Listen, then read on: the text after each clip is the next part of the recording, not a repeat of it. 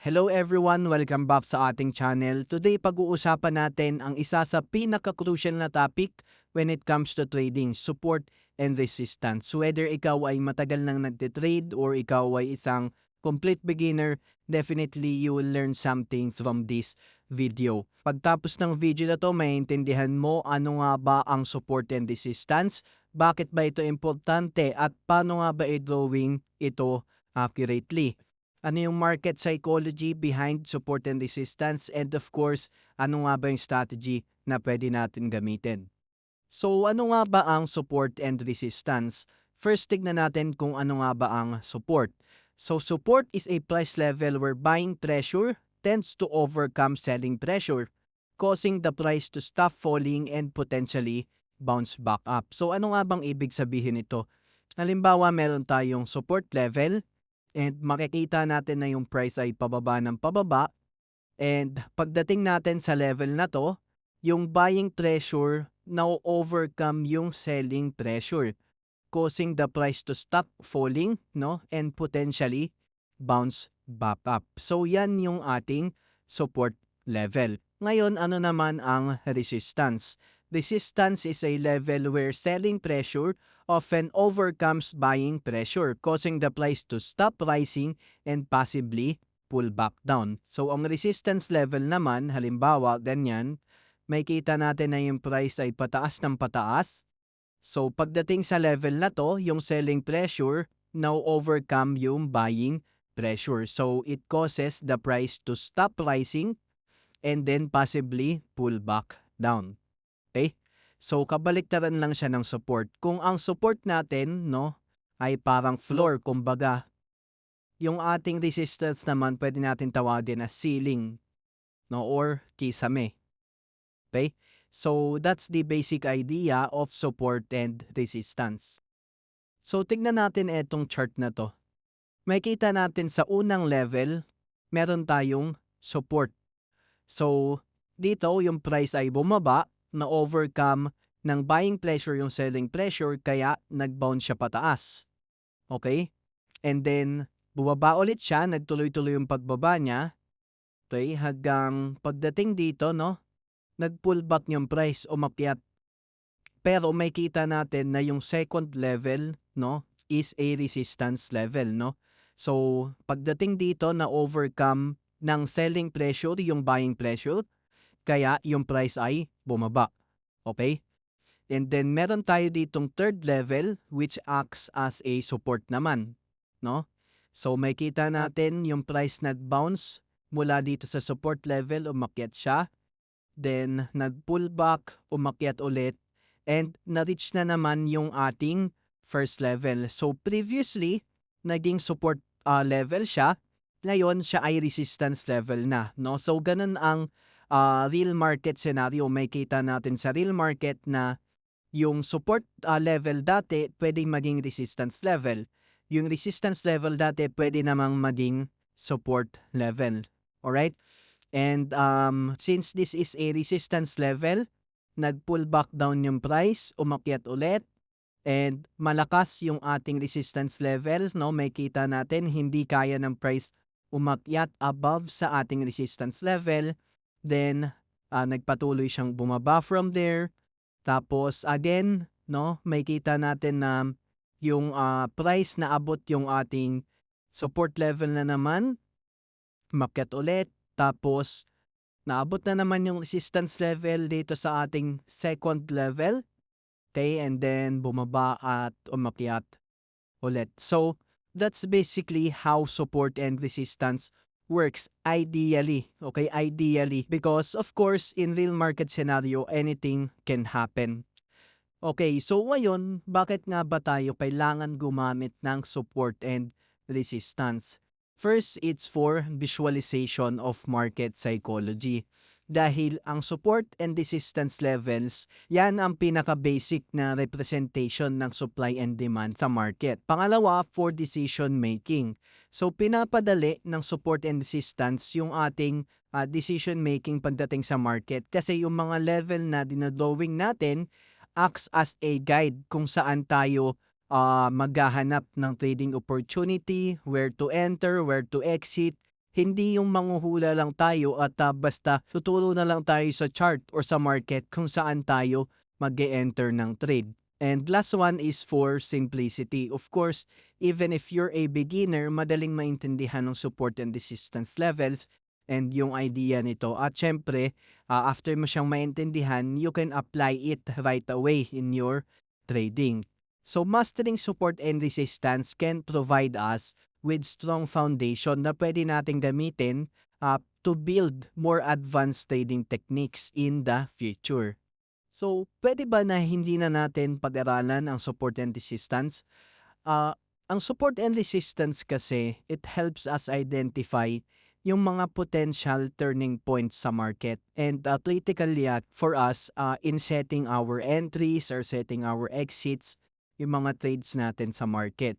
And ang tanong, pwede ba tayong makakuha ng good results even if we don't use support and resistance levels? And the answer is yes, possible naman. Possible naman. There are traders out there na ginagamit nila indicators lang or other methods. However, kailangan mong maintindihan na ang support and resistance ay ginagamit ng karamihan ng traders. So, tinitignan nila yung mga levels na yan, yung support and resistance levels. And imagine, alam mo na maraming traders na patingin sa support level and pag na-reach ng price yung level na yun, magkakaroon ng malakas na demand, buying demand. So, not knowing that information can put you at a disadvantage. So, para sa akin, napaka-importante talaga na aralin yung support and resistance, especially kapag nagsisimula ka pa lang sa trading. Kung i-compare natin siya sa real-life scenario, halimbawa, i-compare natin siya sa isang sports tulad ng boxing. Para sa akin, sa boxing, ang support and resistance ay ang footwork. Hindi ka pwedeng mag-boxing kapag hindi ka marunong ng footwork. So, kailangan mo yung footwork para pumunta sa distansya kung saan kaya mong tamaan yung kalaban mo. And kailangan mo rin yung footwork para pumunta naman sa safe distance kung saan kaya mong ilagan at hindi ka matatamaan ng kalaban mo. So, ganun din yung support and resistance level. Guide mo yan kung saan ka pwede maghanap ng trading opportunities, saan ka pwede mag-enter at saan ka naman dapat mag-exit. Ngayon naman, tignan natin ng ilan sa mga renowned traders at kung ano yung tingin nila sa support and resistance. Una is si Paul Tudor Jones, isang legendary hedge fund manager, at na-mention niya na lagi na daw tinitignan yung support and resistance levels to understand potential turning points. Second is si Linda Rush, a well-respected trader, and oftentimes dinidiscuss niya kung gaano ka-crucial i-identify yung significant price levels dahil dyan posible mag-shift yung momentum sa market.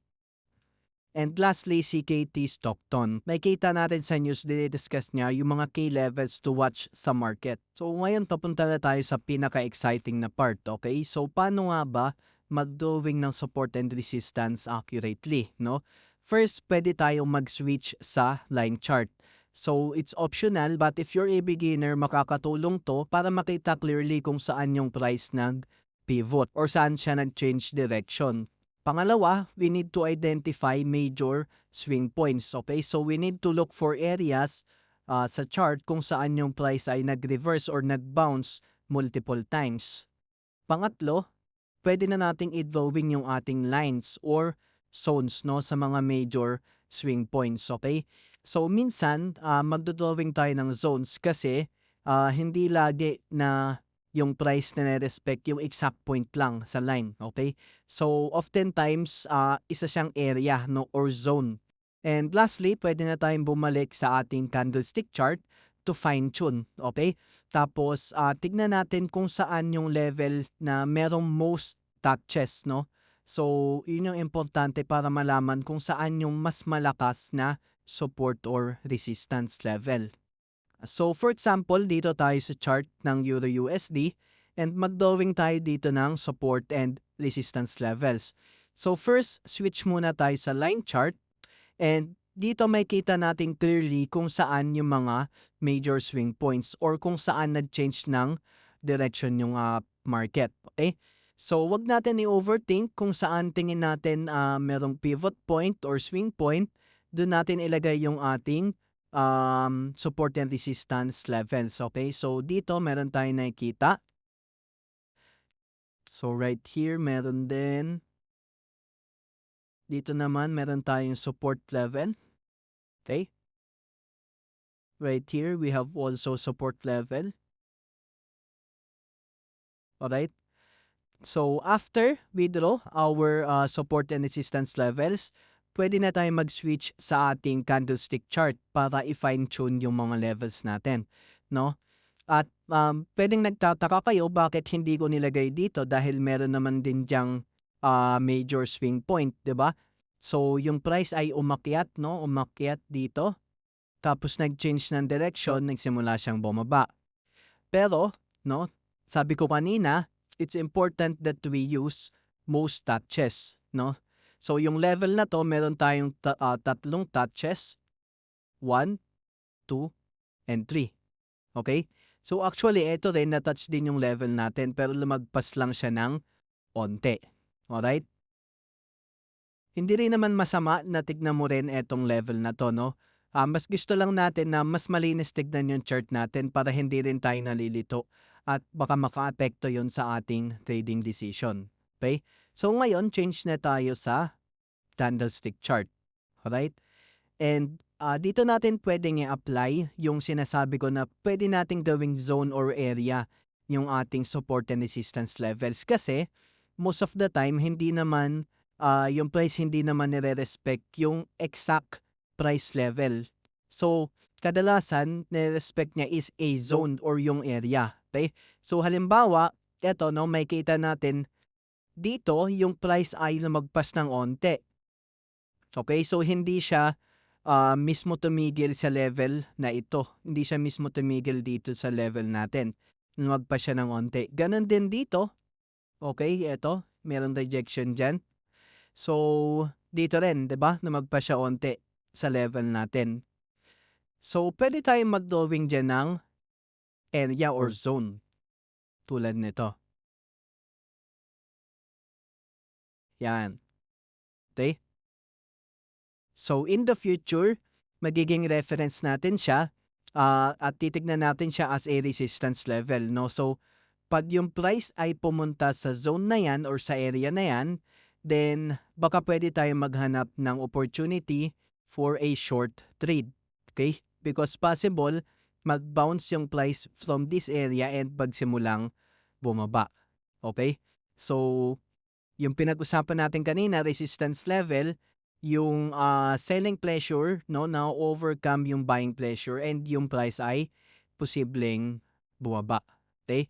So, the keyword here is posible because there is no guarantee when it comes to trading. So, ganun din yung idea pag sa support level naman, no? So, halimbawa, dito sa level na to, nakita natin yung price ay bumaba, okay? Then, na-overcome ng buying pressure yung selling pressure kaya yung price ay nagsimulang umakyat, okay? So, next time na yung price ay maabot itong level na to, once again, babantayan natin, no? At maghahanap tayo ng opportunity. Kasi posible na yung price ay bumaba sa level na to and then mag-bounce ulit siya, no?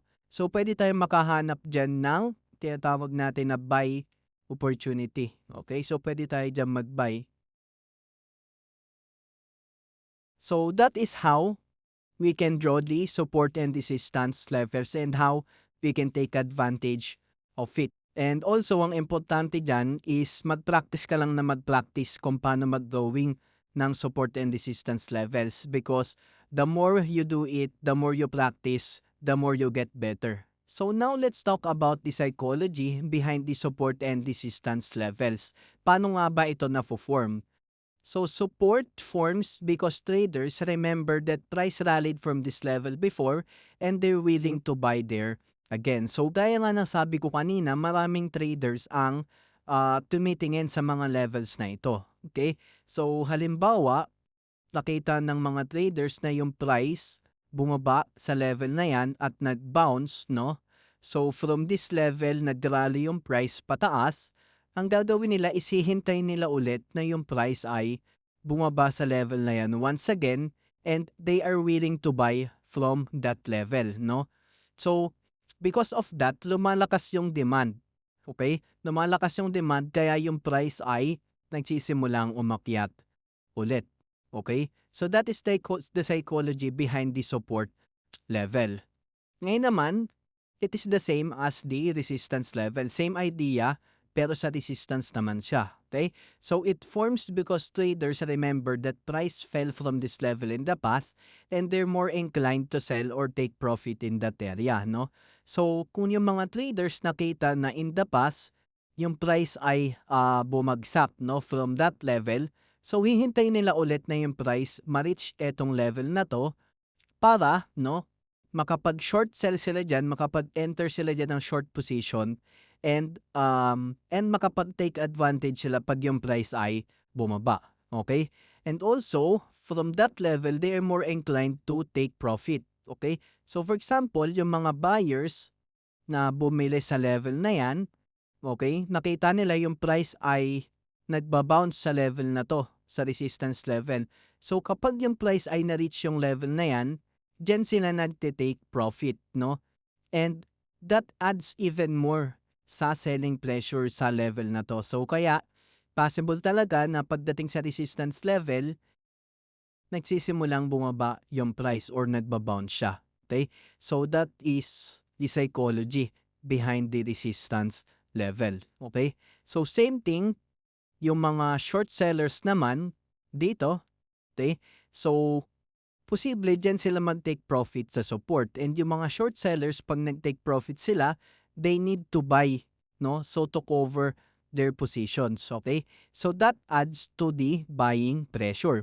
Kaya pagdating sa support, it's really possible na yung price ay mag-bounce at magsimulang umakyat ulit. Ngayon, punta na tayo sa pinakahinihintay ng lahat at yun ay kung paano gamitin ang support and resistance sa isang trading strategy.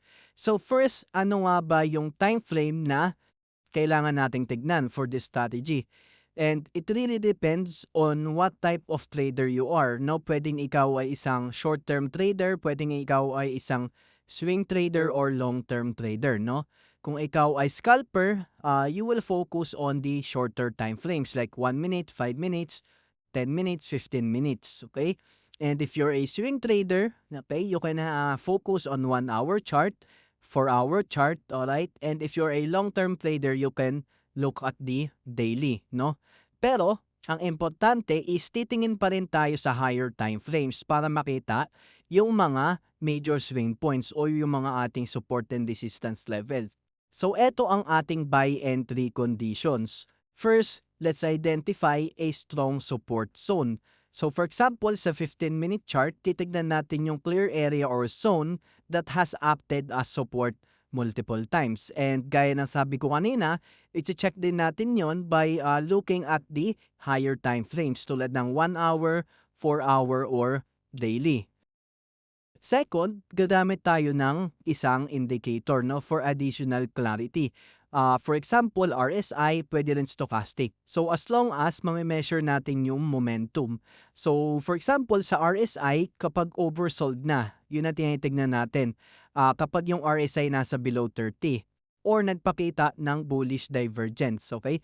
So yun ang pwedeng makapag-increase ng ating confidence to enter a trade. Pangatlo, hintay natin yung price action confirmation bago yung ating mismong entry. Okay? So this can be a bullish candlestick pattern. So for example, hammer or bullish engulfing. Okay? So hammer, yan yung tinatawag ko na long wick candle. So kung kailangan mo ng guide about candlesticks, meron akong almost 1 hour video about that. Ilalagay ko yung link sa description sa baba or somewhere here dito sa screen. So ngayon, pag nakita natin yung bullish candlestick pattern na nagfo-form malapit sa ating support, doon na tayo mag-e-enter ng ating trade. Ngayon naman, for our sell entry conditions, of course, we will identify a strong resistance zone. Tapos, gagamitin din natin ulit yung RSI or yung stochastic. And kailangan makita natin na yung RSI or yung stochastic ay above 70 or nasa overbought level. Then, we will wait for price action confirmation katulad ng bearish candlestick pattern, no? Shooting star or long upper wick candle. Tapos bearish engulfing or evening star, okay? So, kailangan nakikita natin yan nagfo-form doon malapit sa ating resistance zone bago tayo mag enter ng ating short position or down trade. So majority of the time I trade binary options. So maybe 60% of the time, no? So there kailangan ko lang is yung aking setup for up trade or down trade. So there's no stop loss and profit target, okay? And speaking of binary options, you can try opening a demo account sa Kotex. Of course, demo account lang muna, no? Huwag ka muna maglalabas ng kahit na ano so that ma-practice mo at makita mo kung para sa'yo ba ang pagtitrade dito sa Kotex. Because remember, trading involves high level of risk. So to open a demo account, you can check the description below at pwede mong i-click yung link ko dyan para mapunta ka sa legit website ng Kotex. So for times naman na nagtitrade ako ng crypto, of course kailangan natin ng stop loss and profit target. Okay? So for our stop loss, pag tayo ay nagba-buy trade, yung stop loss natin is little below the most recent swing low or just below the support zone. Okay? For sell trade naman, we will place our stop loss slightly above the most recent swing high, okay? Or just above the resistance zone, okay? So I will draw. So for example, meron tayong support dito and nag-enter tayo ng trade right here, okay? So for example, dyan natin nakita yung ating bullish engulfing pattern, for example. So nag-enter tayo ng trade dyan, okay? Tapos makita natin recent swing low is right here. Alright? So, pwede nating ilagay yung ating stop loss sa recent swing low, which is right here. Okay? Dito actually ang ating recent swing low. Okay? Or pwede dito rin, swing low din yan. Or beneath, no? The support zone. So, kung itong support zone, we can enter our stop loss below the support zone. Okay? For a sell trade naman, halimbawa, meron tayong resistance, nag-enter tayo ng trade right here. Okay? Tapos, yan, may ganyan tayo, ganyan yung price. Pwede nating ilagay yung ating stop loss, okay, right here, no? Sa ating recent swing high or above the resistance level. So that is our stop loss.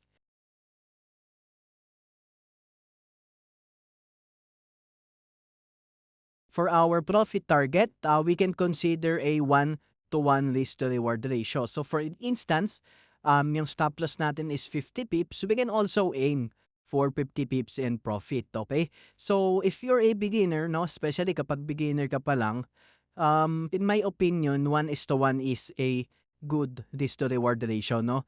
Because in trading, napakalaking factor ng psychology or yung emotion. And if you have risk to reward ratio na for example 1:2, 1:3, it's for sure na bababa yung win rate mo, no?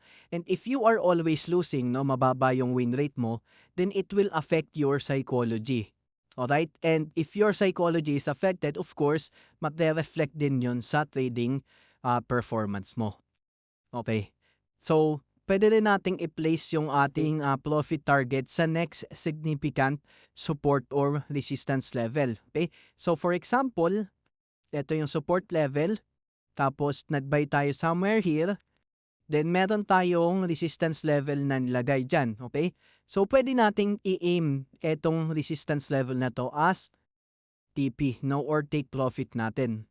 So, ganun din kapag sa resistance level banda ka nag-enter ng trade, pwede mong i-aim yung malapit na support level as your TP. Okay? Sa example na to, pwede natin makita kung paano mag-play out yung ating strategy using the support and resistance levels. So, we are looking at the British Pound US Dollar chart, 1-hour time frame.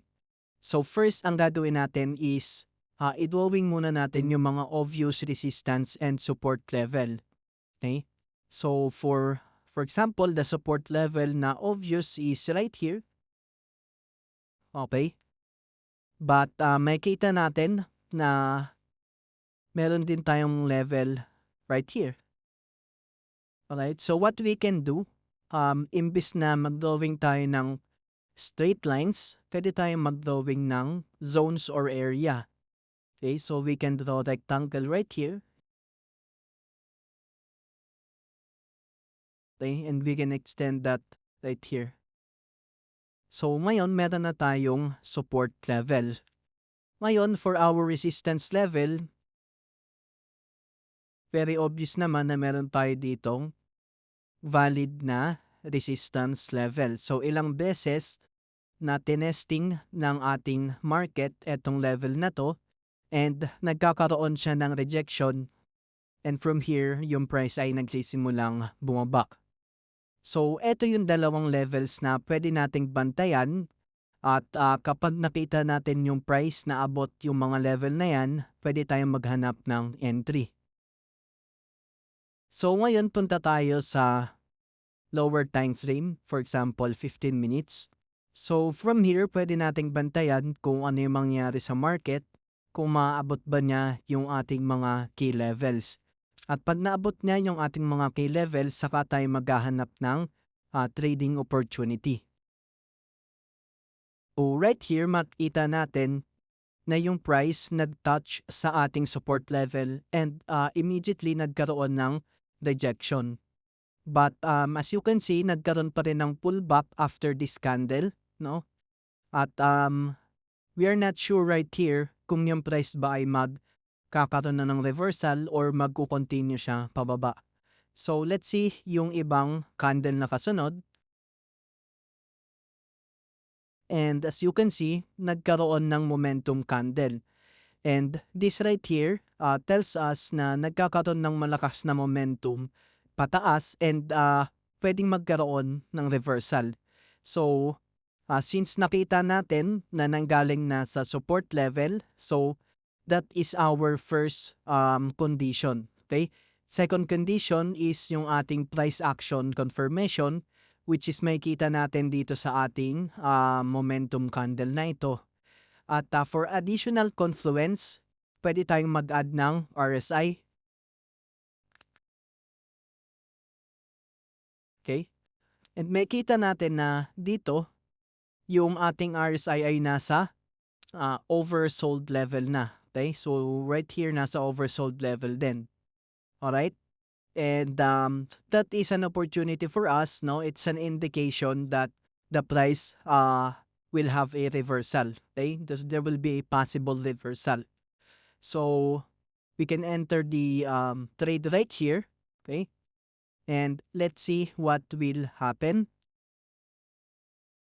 Alright. So nagkaroon tayo ng price movement to the upside. Okay? And we will definitely make some profits right here. Okay? Ngayon naman, nakita natin, ito yung maganda sa isang sideways trend. Okay? Yung market is moving inside a range. Okay? And the range na yon is yung ating upper level, which is yung resistance level, and etong ating lower level, support level. So, nakita natin na yung price na abot yung ating resistance level. So, we are looking for an opportunity to enter a short position. Okay? And makikita natin na nagkaroon ng bearish engulfing candle. Okay? So, that is an indication na pwedeng magkaroon ng reversal pababa. And makikita din natin sa ating RSI na yung RSI natin ay nasa oversold level. So, nasa 70% level siya. So, we can actually enter the trade right here. Okay? So, sa close ng candle na ito. So, when we enter this trade right here, tignan natin kung ano yung mangyayari. So, the price actually went down. Alright? So, again, nakita na naman natin na yung price ay nasa support level na naman. So, pwede na naman tayo ditong maghanap ng opportunity for long position. So, eto yung mga confluence na pwede nating idagdag para mapataas pa natin yung accuracy ng ating support and resistance strategy. Una is yung intersection ng trend line at support and resistance. So, for example, eto yung market. At meron tayong na-establish na support level. Okay? And at the same time, meron tayong trend line. Alright? And may kita natin na merong interaction yung ating trend line at yung ating support level. Okay? So oftentimes, yung mga ganyang trades are good trades talaga. So next one is the Fibonacci retracements, okay? So pwede nating i-check yung ating mga support and resistance levels kung naka-align ba siya sa mga important Fibonacci retracements. So, halimbawa 61.8%, halimbawa 50%. So the last one is round numbers. So psychologically, tayong mga traders, nilalagay natin yung mga trade natin or nag-exit tayo sa mga price level na round number. So halimbawa 1.2000, 1.2010. So kung malapit yung ating mga support or resistance level sa mga round numbers na yun, then isang maganda pa yan na additional confluence. So eto naman yung mga dapat nating iwasan pag ginagamit natin yung support and resistance strategy. First is trading right before major news. Kasi yung support and resistance, sometimes hindi nire-respect ng price during high volatility news events. Okay? Next is forcing trades. So don't jump in if you can't identify a clear zone or a clear candlestick pattern. No? So kailangan muna nating maghintay na mag-show ng solid setup yung market. Pangatlo is ignoring market structure. So kailangan natin siguraduhin na hindi tayo nagtitrade against a strong trend. Okay? So for example, pag nakita natin sa higher time frame na merong powerful bullish trend, so iiwasan natin na mag-trade ng short trade kasi nga malakas yung trend pataas.